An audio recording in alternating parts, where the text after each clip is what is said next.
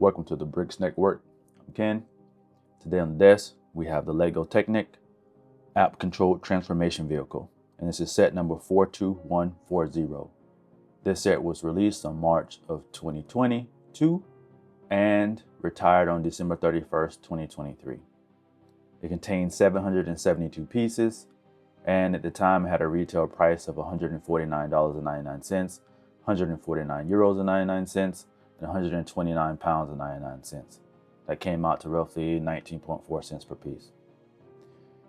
So I've been wanting to do this for a while. It's been in my collection and the storage unit for quite some time, and I always have a little inkling for these app controlled Lego vehicles, just because it bridges the gap between my radio control hobby and Lego. So this is like in theory, the perfect blending of both of my hobbies. Okay, enough talking. Let's go ahead and get into the speed build.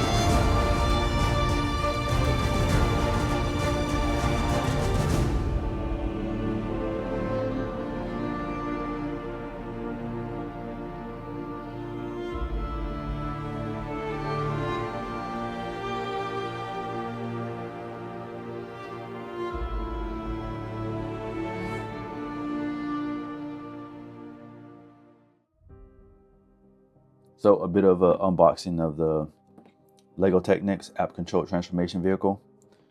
Before we dig in, look at both sides of the box. You see the one side of the vehicle. Once it flips over to one side, flip the box over, then you actually see the other vehicle once it transforms, once it flips over. And this kind of gives an illustration here of how it works. Yeah. And it comes with the LEGO Technic Control Plus. You have to download that app.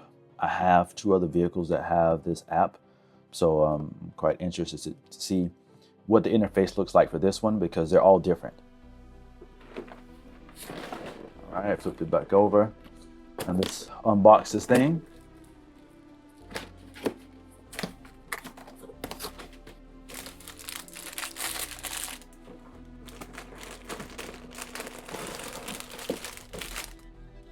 All right, the box there is empty.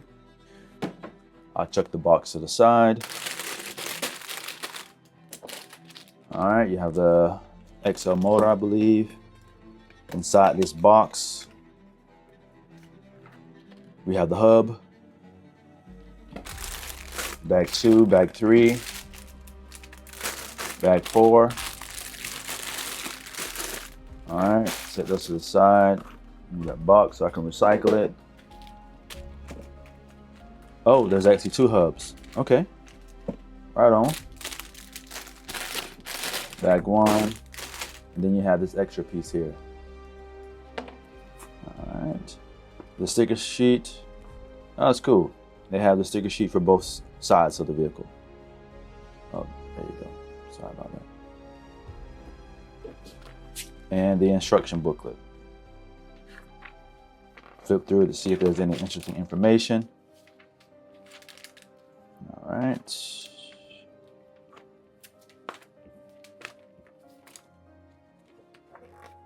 The parts list.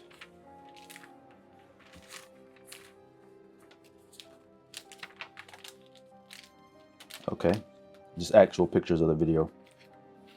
Sorry, just actual pictures of the vehicle. Okay, let's go ahead and dig in.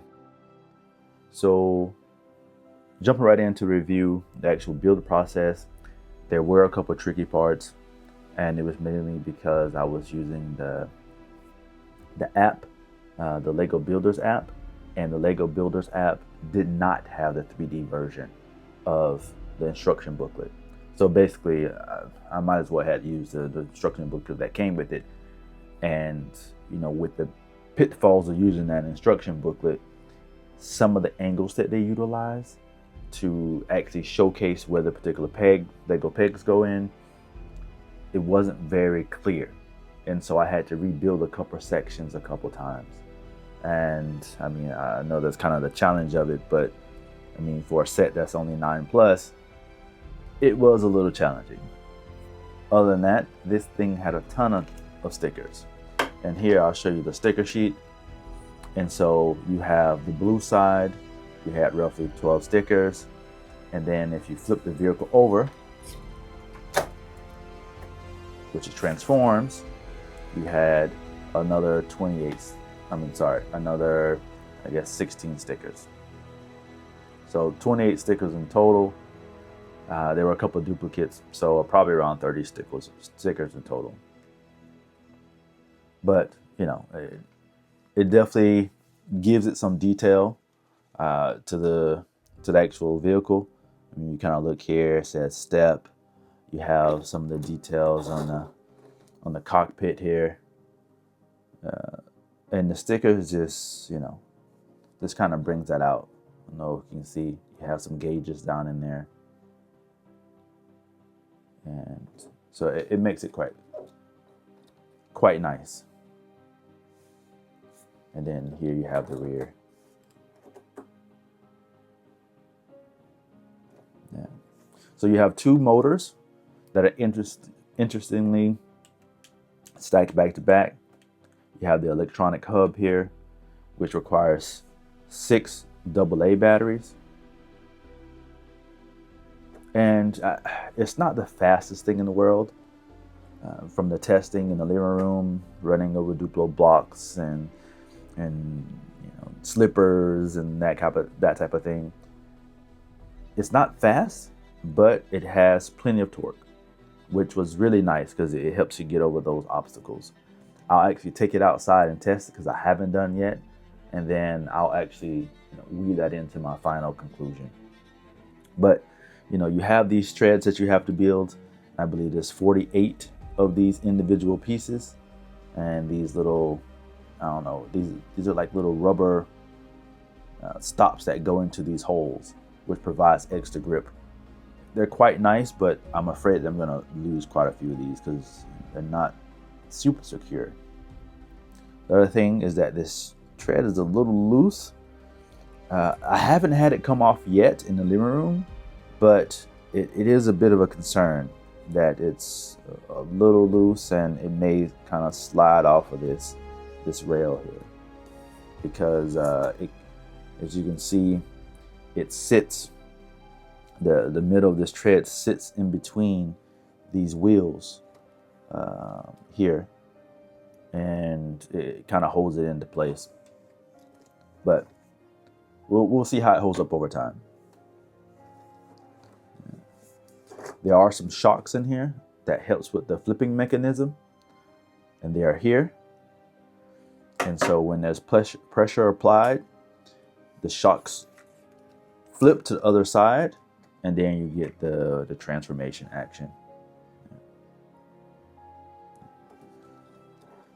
And down in here is actual button. It's kind of hard to see it, but the power button is down in here on that hub. It was a pretty ingenious way to get to that. You actually build a little rod that goes in here, and you use this little button here, this little green piece, to press that rod down and to actually turn on the vehicle and power the vehicle.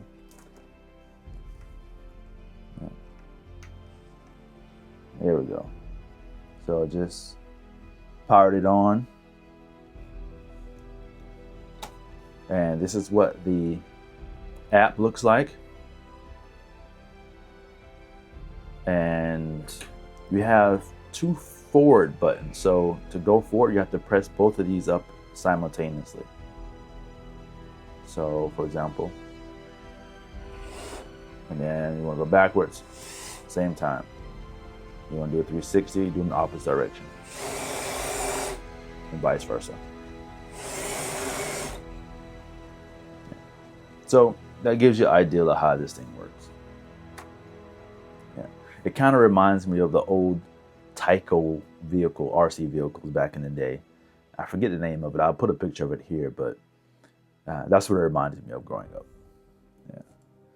And once this thing hits a wall and flips over, it automatically transforms. So for example, it falls, boom, this side pops up. So it's an ingenious way to do it because you're still going in the same direction technically once it flips over. So as long as you keep pressing forward, it keeps rolling. It keeps rolling. I got a little bit of hair in here from testing, but it's a really cool vehicle. Like I said, it's not gonna win any races. I even compared it to the speed of the Porsche GT4. It's definitely slower. The speed of the Audi RSQ, but that one has 3 motors. Even though it's heavier, it also has larger wheels and it has treads, so it's faster and it also has more torque. But this is a cool vehicle. The fact that you can keep running either way you go, because if it flips over, you just keep going. You don't have to go walk and pick it up and retrieve it and flip it back over and etc. Because I have had that happen with other vehicles. But anyway, let's go take it outside and let's see how it does.